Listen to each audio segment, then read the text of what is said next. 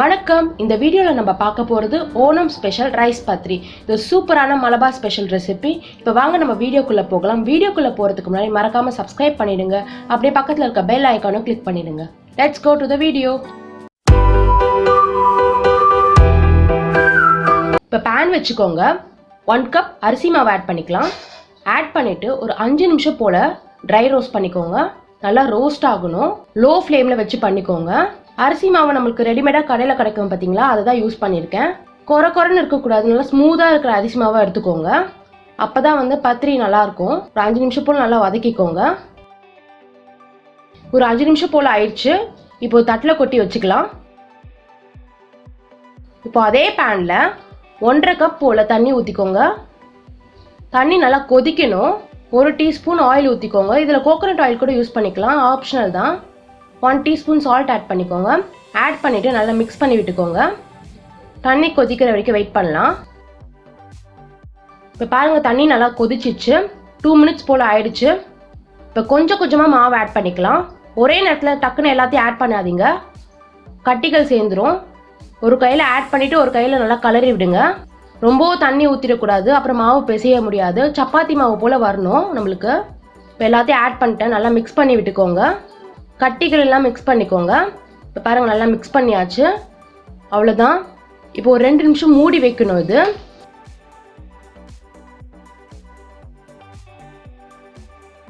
இப்போ மூடி வச்சுக்கலாம்.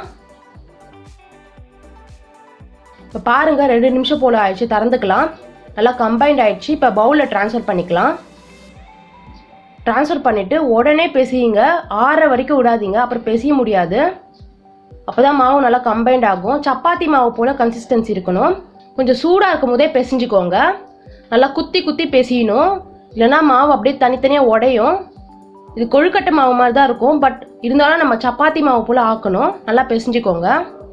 கொஞ்சம் எண்ணெய் போட்டு கூட பிசைஞ்சிக்கலாம், ஏன்னா நிறைய வாட்டி இது ஃபெயில்ட் ஆகும் நிறைய பேருக்கு.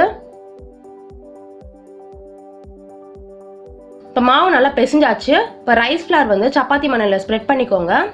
உருண்டைகள் பிடிச்சிட்டு இப்போ சப்பாத்தி போல் தட்டிக்கோங்க. இது பார்த்து தட்டுங்க, சப்பாத்தி மாவு போல் இருக்காது, உடையும், அப்படியே பிரியும் இது. அதனால் லேசாக தரட்டிக்கோங்க. ரொம்ப லேசாக தரட்டணும், பட் மெலிசாக இருக்கணும். இப்போ சப்பாத்தி நம்ம பண்ணுற மாதிரிலாம் இல்லை, இது ரொம்ப மெலிசாக இருக்கணும். பத்ரி அப்படி தான் இருக்கும். இது நல்லா தரட்டி எடுத்துக்கோங்க. நான் இதில் என்ன பண்ணுறேன்னா, நல்லா பெருசாக தரட்டிட்டு ஒரு ஷேப்பர் வச்சு ரவுண்டாக்கிக்கிறேன். அப்போ தான் பர்ஃபெக்ட் ஷேப்பில் இருக்கும். இது சூப்பரான பிரேக்ஃபாஸ்ட் ரெசிபி. கண்டிப்பாக வீட்டில் ட்ரை பண்ணி பாருங்கள். நம்ம இட்லி, தோசை, சப்பாத்திலாம் ட்ரை பண்ணியிருப்போம். அரிசி மாவில் இது ஒரு ரொட்டி. இது கண்டிப்பாக சூப்பராக இருக்கும்.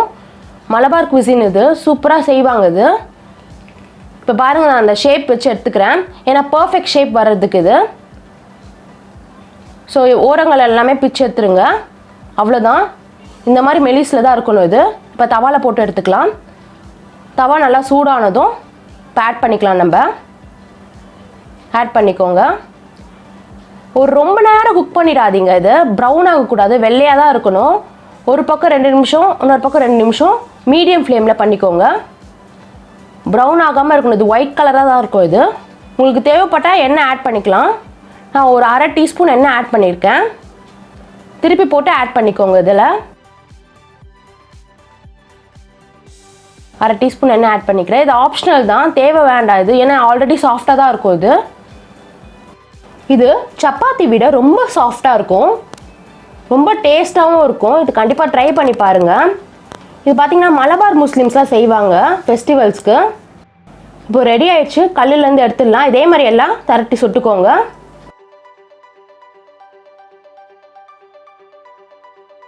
அவ்வளோதான் friends, Onam special rice Badri அட்டகாசமாக ரெடி ஆயிடுச்சு.